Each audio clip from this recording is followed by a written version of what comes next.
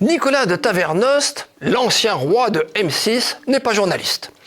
Mais son influence médiatique est telle qu'il mérite bien un portrait. Le baron Nicolas Abel Bellet de Tavernost de Saint-Trivier est né en 1950 à Villefranche-sur-Saône, la capitale du Beaujolais. Issu d'une famille noble du Mâconnais, l'homme est père de 5 enfants, plus un, M6, la chaîne qu'il a gouvernée presque depuis sa création. La chaîne a bien grandi et s'est imposée comme un puissant groupe audiovisuel. Si l'échec de la fusion avec TF1 a contrecarré ses plans, après son départ de M6, il rebondit au pôle média de l'armateur Rodolphe Saadé. Après une licence en droit à l'université de Bordeaux, il complète son cursus par l'Institut d'études politiques de Bordeaux pour préparer l'ENA. Très impliqué dans la campagne de Jacques Chaban-Delmas, il échoue par 2 fois au concours. Il entre alors au cabinet de Norbert Segard, ministre du Commerce extérieur, rejoint l'administration des PTT, puis la direction générale des télécommunications. Son expérience dans les cabinets ministériels éveille son scepticisme à l'égard de l'administration et des énarques en particulier. Je cite « J'y ai appris ce qu'est le fonds de commerce de l'État, la protection des intérêts personnels et l'absurdité de l'économie mixte. » Fin de citation.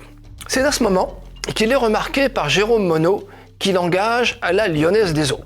Le 6e canal français est alors occupé par TV6, une petite chaîne musicale, propriété de Publicis, dont la concession n'est pas renouvelée. La défaite de Fabius aux législatives et l'arrivée de Chirac à Matignon sonnent le glas des projets audiovisuels de l'ancienne majorité socialiste. Un conglomérat d'actionnaires réuni par Tavernost, composé de la Compagnie luxembourgeoise de télévision, de la Lyonnaise des Eaux, d'Amaury, et du groupe MK2 reprend le 6e canal, le futur M6. La chaîne, qui se prénomme alors Métropole Télévision, commence à émettre le 1er mars 1987. Si Jean Drucker en est le PDG, Tavernost connaît une ascension continue. Directeur général adjoint à sa création, il en devient le directeur général en 1988, puis président du directoire en 2000. L'homme est connu dans le milieu des médias comme un chef qui veut tout contrôler. Des ramettes de papier au concept des émissions. C'est notamment lui qui a imaginé les émissions Capital, Zone Interdite et Pékin Express. Le grand projet de Tavernost, c'était la fusion avec TF1, dont il aurait dirigé l'ensemble. L'autorité de la concurrence bloque le projet en septembre 2022. Coup dur pour Tavernost et pour M6, d'autant que le groupe Bertelsmann souhaite vendre M6.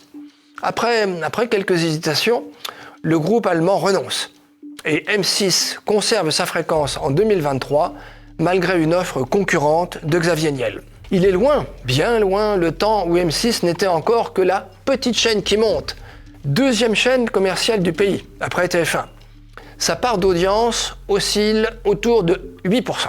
Mais M6, c'est aussi W9, Sister, Teva, M6 Musique, Série Club ou encore la chaîne jeunesse Gulli. Le groupe se paie même le luxe de racheter le pôle français de RTL Group, son propre actionnaire qui comprend les radios RTL, RTL2 et Fun Radio. Au printemps 2024, c'est Daniel Larramendy qui lui succède à M6. Nicolas de Tavernost ne sera pas resté longtemps sans emploi. Début mai, il rejoint le pôle média de l'armateur Rodolphe Saadé en prenant la présidence de son comité stratégique. Tiens, Rodolphe Saadé qui est déjà propriétaire de 11% de M6. Le successeur de Tavernost pourrait bien sentir peser sur sa nuque le souffle de son ancien patron.